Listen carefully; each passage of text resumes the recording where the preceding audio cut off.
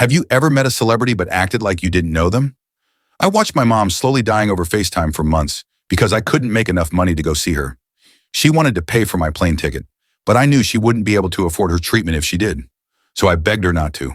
I promised I'd come see her soon and started constantly picking up shifts at the restaurant I worked at. But one night, her doctor phoned me telling me he wasn't sure if she had much longer.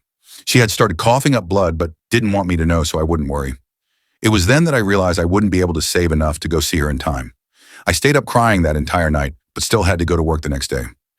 Halfway through my shift, I saw Leonardo DiCaprio come in with who I think was his mom.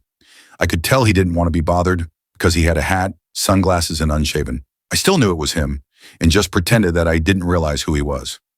This was right after Titanic, so I was completely freaking out inside. I didn't tell anyone and treated him like any other customer as best as I could. However, at the end of the meal, I couldn't resist before I brought him the check I wrote. "Your movies are awesome. I hope you like the food on his receipt." When he got up to leave, I could see him looking around and smiled when he saw me. I thought this was the coolest thing ever.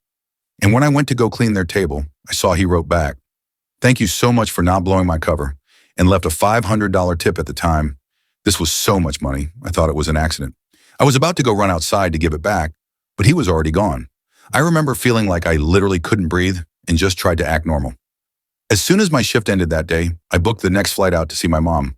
I phoned to tell her I was coming, and I literally ran through the hospital to her room.